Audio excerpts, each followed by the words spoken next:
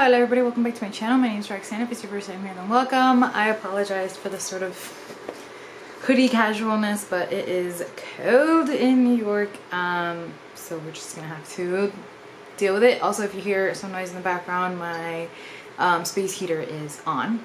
So I recently uploaded my reading vlog for Latinx Heritage Month. The next reading vlog that's gonna go up is probably gonna be Nonfiction November, and I recently did a video about the picture books that I had been reading recently, but because of the sort of overlapping nature of some of these reading initiatives and events, Latinx Heritage Month kind of goes from mid-month to mid-month.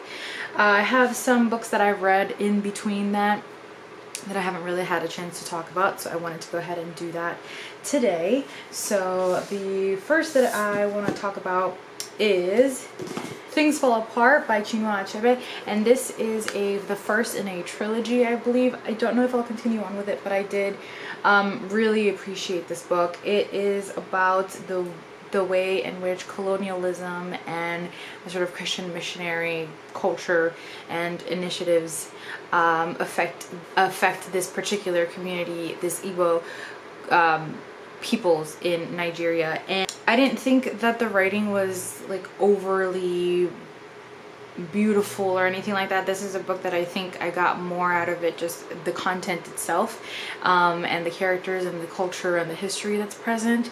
I think it makes a lot of really poignant points and I think I recognize why it's such a significant novel, why it's still studied today, why it's sold over like 9 million copies or something like that. I think it's been translated into like 50 different languages, and yeah, I mean, I definitely recommend it. I think that it's kind of one of those, I think it was published in like 1959 or something like that. I think it's, yeah, 1959. I think it's kind of one of those classics that are worthwhile reading, and I can understand really why it's still studied today.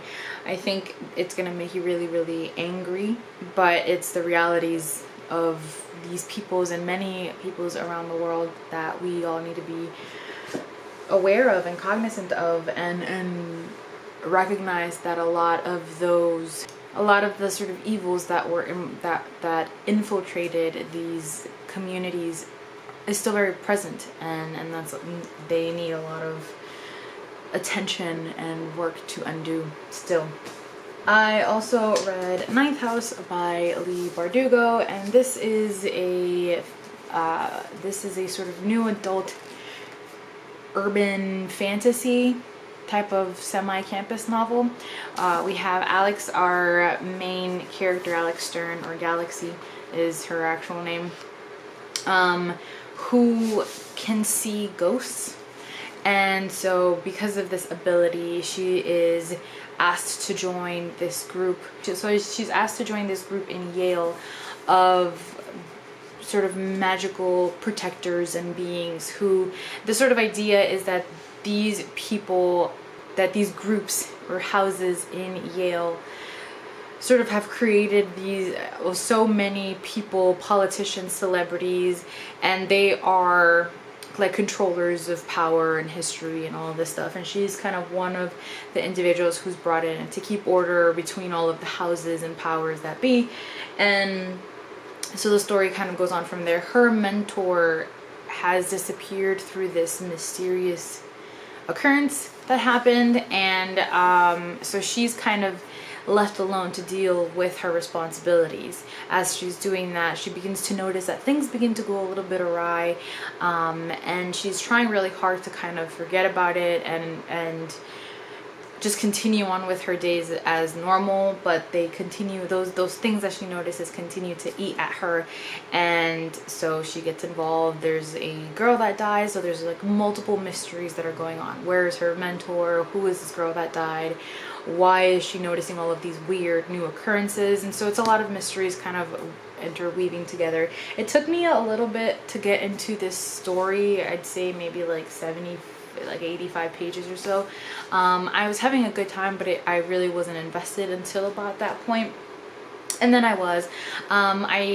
overall had a really fun time with this, but I don't think that it was as amazing as I thought it was going to be. I think the setting really left something to be desired. I think she had this sort of campus New England setting, especially when you add all of these fantastical elements to it. I think she really could have done something amazing with it and really made you dive deep into it, and I didn't really get that, so that was a little bit disappointing. I did like Alex as a main character. I like that there's sort of a lot of mysteries still to her that you don't know. Trigger warning in this for drug abuse, sexual abuse, revenge porn, just like a lot of there are a lot of sexual and drug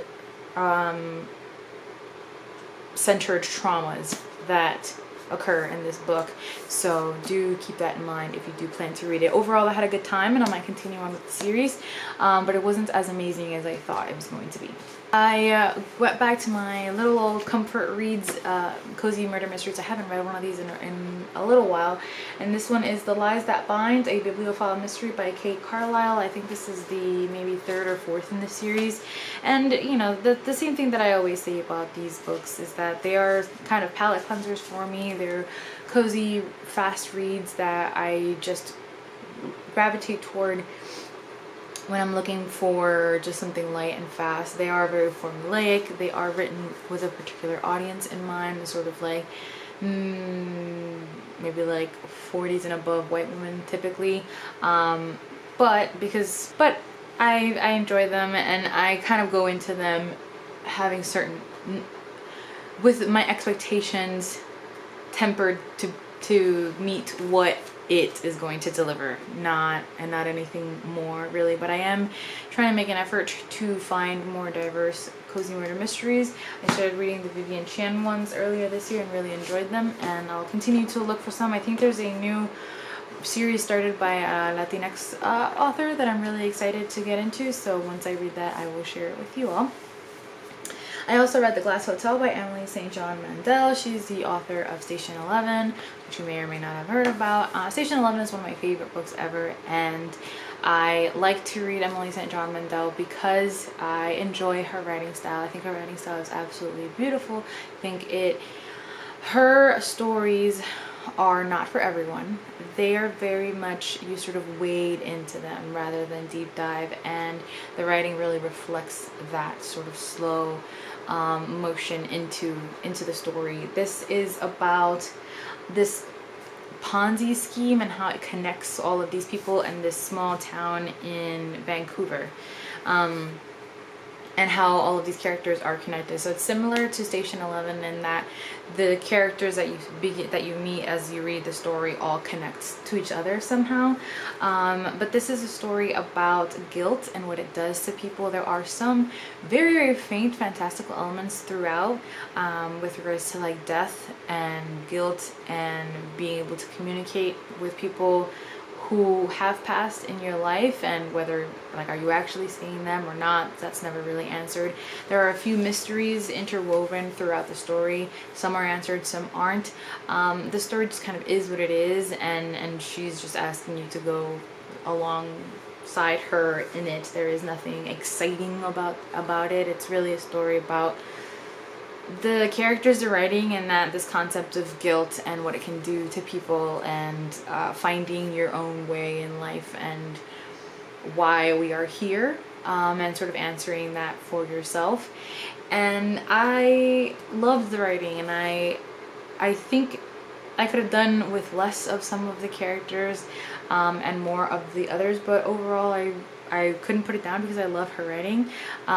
It's not my favorite Emily St. John Mandel, and I definitely think that you should sort of know what you're going in for before you pick up any of her books that I have read so far. I like sort of very slow, doesn't really go anywhere, just explorations of characters with beautiful writing type books, and I like to read them every once in a while. So I really enjoyed it, but I know it is definitely not for everyone. So keep that in mind. Hi buddy, you wanna say hi? Come here. Yeah, you wanna say hi? Yes, yes you do. Say hi. Say hi to the people. No. Last but not least, I read Cemetery Boys by Aiden Thomas for my YA book club at one of my libraries. And this is a story about Yadriel, who is a trans boy who has summoned a ghost the night that he is able to successfully go through this process to become a brujo, which his family was not in support of him doing, because they are not necessarily in support of him and his identity and his truth. And so it is this beautiful story about finding agency, finding one's self, about defining the truth for yourself and fighting for that despite what anybody says. It's about beautiful magic and culture. It was really fitting for both Latinx Heritage Month and for October sort of spooky month, because it's around the Day of the Dead, and you get to learn about that tradition and how its fruition in families every year. I loved all of the commentary that Aiden Thomas was able to write in the story. I was really pulled in. I loved the characters. I loved the relationship that Yadriel is able to create with this ghost that he has summoned, and with his cousin, who's also a little bit of a sort of outcast within her family, because she is vegan and does not want to partake in some of the elements that you need in order to do the magic that they do. And yeah, I definitely recommend it. It's YA fantasy. It was very fun. It was sweet. I loved how we got to explore how Latinx families really view identity and the very strict expectations that so many family members and elders have, and how difficult it can be to go against that grain and stand up for your truth despite the feelings of these individuals. And I really liked the relationship that Yadriel has with his dad, and I like the arc of it, because you know, it's difficult and you are upset at his dad, but I think you get to learn a lot about Yadriel through those interactions, and you're able to see progress made and how that happens when one comes from such a culture rich in ideas that so many don't want to go against. And so yeah, I definitely highly recommend it. I gave it about 4 stars. I think it was great. I think it's great representation. It does have some sort of content warnings with regards to the particular themes that it has. There's some issues with there is some misgendering that occurs that is obviously incredibly sad to read about, so keep that in mind. But yeah, I'm going to link down below the video that my friend Adri made about this book after they read it, which I think would be great you could watch. So yeah, those are some books that I have read recently. I would love to hear what you think, if you've read any of these and what you've been reading recently. As always, thank you for watching and for listening. I love you all very much.